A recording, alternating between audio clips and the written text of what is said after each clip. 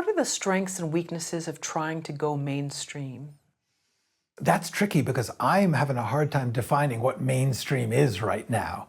When I was trying to go mainstream, it was the culture. It was like all of American society was focused on essentially movies, to a certain extent theater, a little bit TV.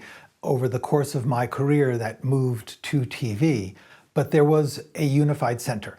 Because of technological change, the truth is the audience has broken up. There's a lot of people who never watch movies, never watch TV. They'll watch YouTube and they'll play video games and they'll do Twitch streams, and there's a lot of different forms in which they are finding their cultural truth. So therefore, mainstream is now, there are some big entertainment companies doing big concert tours and big TV series, and those are okay, but I personally don't feel that's legitimately the mainstream anymore. It's just the big show. That doesn't mean it's the main, like I'm not sure that people are that invested in that stuff. But let's assume that we're going to believe in the corporate entertainment industry as the mainstream. And we're going to say, this is where things are. The strength of getting into that is A, get a nice big audience. B, in theory, you get a lot of money, although that is rapidly changing. What used to be a very, very well-paid corner of art has now become a case where the companies are increasingly trying to turn the creators into gig workers. Pay them as little as possible, keep them as uninvolved as possible, get their stuff and move on. And so therefore, it's no longer quite the sure thing it used to be in terms of making a living.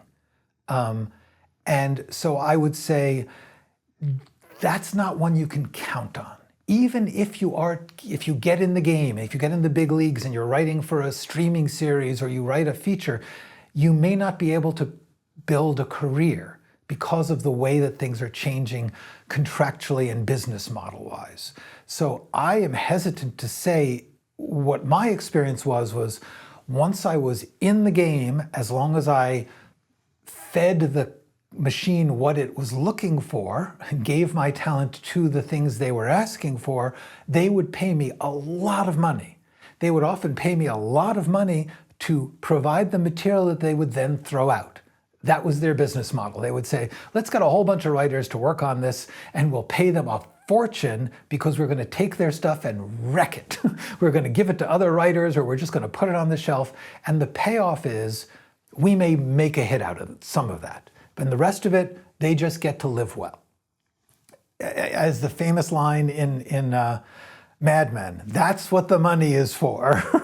Don Draper says it when his assistant is saying, why aren't you paying more attention? You're taking my stuff and you're just paying me and then you're taking credit for it. He's like, that's what the money is for. That was my life. That life is no longer guaranteed in the business as it used to be. So therefore I would say the strength is you get a slightly better shot at the lottery if you're in the mainstream, and you may have a bigger audience at a certain moment, but there is less guaranteed longevity than there used to be. And I do believe people are still operating on the promise that that is what happens. You get in and you're safe. That is no longer true. So I would say the only real advantages are you get to play with some very, very high level people if you get in. That some of the best talent is up there. They are doing those mainstream projects, and the actors and directors, many of them are supremely gifted and knowledgeable, and you can't work with them without being in their game. But I believe there's plenty of supremely talented people who are not in the game, who have not managed to get in, and you can find them and you can work with them too. But as far as the mainstream, the big advantage is getting to operate with talent and, in theory, budgets and support greater than you would ordinarily have. The weakness is the number of pressures keeping you from doing your best are large. There's more people telling you to change things. There's more people who can change things against your will. You have to collaborate with more forces with different intents. And the idea that all people are going to get together and have some guidance towards one thing is a relatively rare occurrence. Most mainstream work is a sort of cobbled together hash of different intentions from different forces, and sometimes it works and sometimes it doesn't. You're not necessarily getting the best of the best. You're getting the best of the best doing the best they can considering the complications. So the weakness is you'll probably have to sacrifice a great deal of your vision or style, even if you have the most commercial taste in the world. It is shocking how much, even if you are like right on the edge of the zeitgeist and you and the business are on the same page, you'll still run into some producers like, oh man, I think he should just, marry that one. And it's like, no, I know what I'm doing, I'm talented. And the answer is you still have to deal with the fact that you do not have control in the mainstream, except for a tiny handful of extremely elite, lucky artists. Most people in the mainstream business, they're not getting to make choices. You look at actors and writers and like, why did they do that crappy thing? It's like, they needed a job. That was the one that was offered. You have no idea how little control people in the game have, because you'll read about Christopher Nolan, who can do whatever he wants. Out of, writers. There's like 12,000 writers in the Writers Guild. The Union for Writers in America, the best of the best, 12,000. Of those, the number of writers who can just say, this is what I'm doing and nobody's changing my work, maybe 3. The rest of us are just scrambling in a more intense game. I don't think people have a fairy tale version of what artistic success is. And that fairy tale is, once you are recognized as the great artist you are, you will be given all the support and all the love, and your inner self will be allowed to do what it wants. That is almost never, ever true, even among the greatest. If you read the biographies of Mike Nichols, some of the most talented, famous, powerful people in the world, and after a while, couldn't get done what he wanted to do, always. It's just how it happens. No one gets that fairy tale. And the press surrounding the media, frankly, is done by people who don't understand, either are selling the fairy tale because it's good business to sell, or they may have fallen for the fairy tale. They truly believe that when they interview someone, that they are talking to someone who gets to make all the choices they want. If you talk to them, if you talk to any artist about how many choices they are not allowed to make, almost all of them, big movie stars, famous directors, they'll say, yeah, I am working within the limits of what I am able to do, what I am allowed to do. I am not doing what I would do if I could make all the choices. That's the cool thing about not being in the mainstream. You don't get the money, you don't get the big audience, but you get to make exactly the things you want to make within your reality. If you can say, I'm going to work with what I have, you may not have the great lighting, you may not have the best music, you may not have the best actors, but if you can work with that, you can make something entirely yours and entirely magical. And you never know, people might like it and you might get a big audience. Because one thing I would add to that, look at the number of things in the mainstream that flop hugely, that no one goes to see. I was so lucky, I had success. I wrote some movies that were made by big companies and released with big movie stars. One of them, I was in a multiplex and I had seen a movie and I noticed that a movie I had written was at another theater. And I went in, I just snuck in, empty. There was not a single person watching. The movie was running to a completely empty theater, and it was kind of funny. I mean, it's the truth. Most seemingly surefire, successful stuff fails. I don't personally understand why everyone keeps thinking that the surefire is surefire. It's clearly not. Most mainstream stuff fails. So therefore, this delusion that everyone feeds each other that, oh, we know the formula to hit.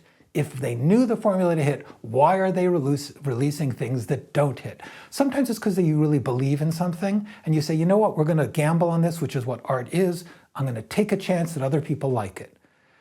I would say that's 20%. 80% is we're following the formula. Gosh darn it, it's got to win. And it doesn't. Formula alone will never, ever win. And now there's extraneous circumstances where if someone's biased toward an actor and their political views or what they said on social media 10 years ago, something that their mother's, father's, sister's helper did, and somehow it befalls them. Yes. So there's all these different things that come into play now. Yes, So, and that's sort of the personal experience of art. Everyone comes to all art with their own vibes. There's certain actors, just like, I don't like them. But what's really disturbing is that if your great work is on a company that doesn't have the resources of a bigger company, so that if you're on some streaming service that is not one of the big five, you have no chance of large success. You simply do not have it because people can't watch it. Like, I know people who say, like, I had a show on XYZ streaming Thursday, and everyone will just say, I don't have that service. I can't watch it. I can't go to a store and buy a copy. I have to be a subscriber to that service. So therefore, some stuff, and I feel like Steven Soderbergh made a show called The Knick. It's great. It's phenomenal. It was on Cinemax. Cinemax doesn't exist anymore. Right. It's fed into, it shows up on Max sometimes, and then they take it off for a while. But the whole point is, there was a moment there where HBO said, which owned Cinemax, said, let's try and, Cinemax was sort of their shabby genre stepchild. And then they said, let's try and put some great stuff on there. And Soderbergh said, hey, this will be cool. I'll be the artsiest thing on Cinemax. And he did, and it's marvelous. But imagine that it wasn't Cinemax, because Cinemax is still kind of alive. But what if it's a service that literally goes out of business? And that is happening, and that will continue to happen. And our belief that somehow these massive technological corporate entities are going to last forever, let's just remember the VHS tape. In my lifetime, the VHS tape rose and fell and vanished. And if you have a VHS tape, you can't watch it anymore. If you have a show on a streaming company that goes bankrupt because of some corrupt ownership, your work is lost forever. And I do not say this purely as a person who had a movie on Cinemax, but I did, and it's impossible to find now. Do you even have a VHS? I have a copy of it. Oh, you do? Okay. I can't do anything with it because legally I can't show it. But that's them's the breaks, that does happen. Actually, we were talking about Day of the Locust. It's a marvelous movie by John Schlesinger based in a novel by Nathaniel West. Nathaniel West was a very weird, artsy novelist. And after a while, he went to Hollywood to make a living. And he worked in Hollywood, and then he wrote a novel about Hollywood called Day of the Locust. Day of the Locust is a brilliant and very accessible novel. It was published in the depths of the Depression, like 1931 or 2. The publisher that was publishing it went out of business, literally like the month that it was published. And all the copies just sat on the shelves in the warehouse. It slowly got rediscovered about 30 years later, but the truth is, West had to just keep going on writing movies, and no one really knew about Day of the Locust for quite a while. It's always going to happen. The thing to try and remember is that the mountainous landscape of greatness that we all think, oh, I'm going to join the mainstream and get on the mountain and I will be safe and I will be eternal. Those mountains are going to fall. And when you get to be in your 60s and you've seen mountains rise and fall repeatedly in your lifetime, it gives you a certain sense of beware of mountains. They're beautiful, it's cool to climb them, it's great to be on top of them, but the idea that it's going to last forever is not accurate. Nothing's too big to fail. Yeah. Thank you for watching the video all the way to the end. Here is a complimentary question from our book Story Questions. There's certain movies, They Shoot Horses, Day of the Locust, that never come on streaming. And I suspect that there's some kind of contractual problem, music rights or something, or sometimes there's a bunch of companies that came and went very fast, and all of their movies seem gone. Oh, interesting. And I think They Shoot Horses was one of those. Because They Shoot Horses is one of the greatest American films of the 20th century.